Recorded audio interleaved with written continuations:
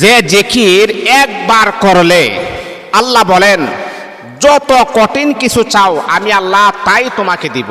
আল্লাহু আকবার, আল্লাহু আকবার। কারণ এই জিকিরটা যদি আপনি একবার করতে পারেন, একবার, এটার শক্তি, এটার পাওয়ারফুল এতটাই, আল্লাহ বলেন এই জিকিরটা করার পরে আমি আল্লাহ পাকের কাছে যত কিছু চাইবা আমি আল্লাহ অবশ্যই অবশ্যই তোমাকে আমি আল্লাহ তাই দান করব।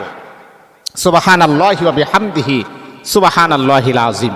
এবার চিন্তা করেন, আমরা অনেক সময় আছি যে হুজুর এত দোয়া করি, আমার দোয়া কবুল হচ্ছে না, কি কারণে, কিভাবে দোয়া করলে আমার দোয়া কবুল হবে সেই প্রসেসটা আপনি আমাকে বলেন। কিন্তু আমরা সারা জীবন এইভাবে দোয়া করতেছি কিন্তু আমাদের দোয়া কবুল হচ্ছে না। আমরা নিয়মটা এখন আমরা পরিবর্তন করি না, যে কিভাবে দোয়া করলে কবুল হবে সেই পরিবর্তনটা আমাদের ভিতরে আসে না কেন?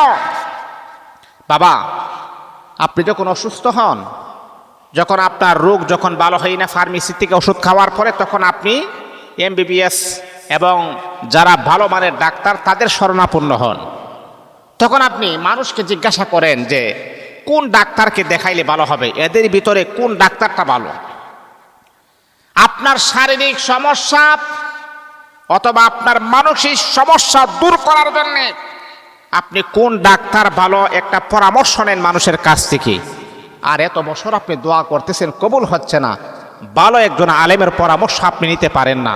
আপনার বদনসিব, আপনার কপাল বড় খারাপ।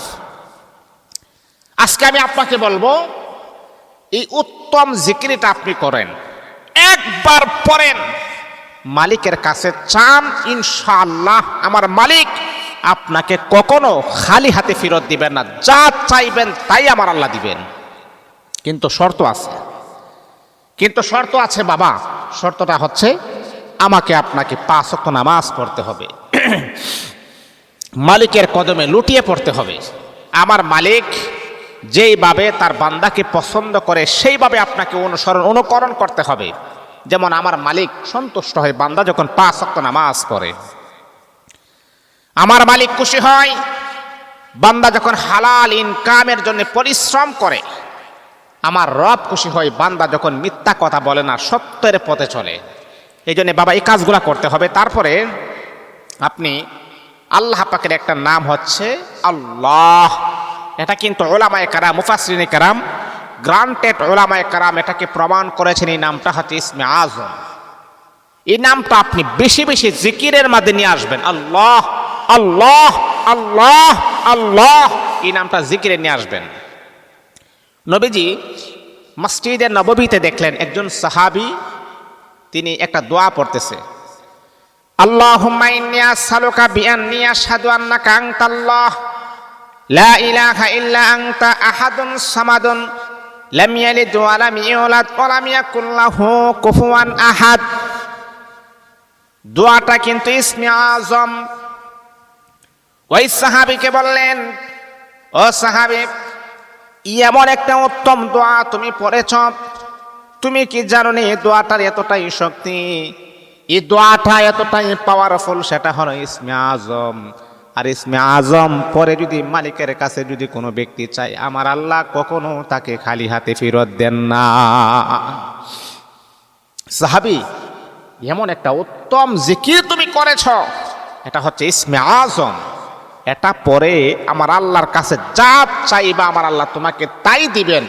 আমার আল্লাহ কখনো তোমার জিনিসটাকে অপূর্ণতা রাখবেন না, আমার আল্লাহ আপনাকে তাই দান করবেন।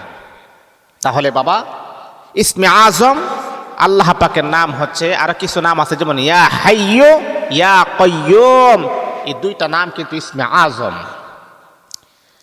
আপনি যখন আল্লাহ পাক রব্বুল আলামিনের কাছে যখন কোনো কিছু যখন আপনি চাইবেন, ইসমে আজম এই নামগুলো আপনি পড়বেন। আল্লাহু লা ইলাহা ইল্লা হুয়াল হাইয়ুল কাইয়্যুম, আল্লাহ ইসমে আজম, ইয়া হাইয়্যু ইসমে আজম, ইয়া কাইয়্যুম ইসমে আজম। এই নামগুলো আপনি পড়বেন, এই নামগুলা বেশি বেশি আপনি পড়বেন। নামগুলা পড়তে পড়তে পড়তে পড়তে জীবনের একেবারে সাথী বানিয়ে ফেলবেন। তারপরে মালিকের কাছে আপনি চাইবেন, আমার আল্লাহ আপনার মনের অনাকাঙ্ক্ষিত আশাগুলাও কবুল করে নিবেন।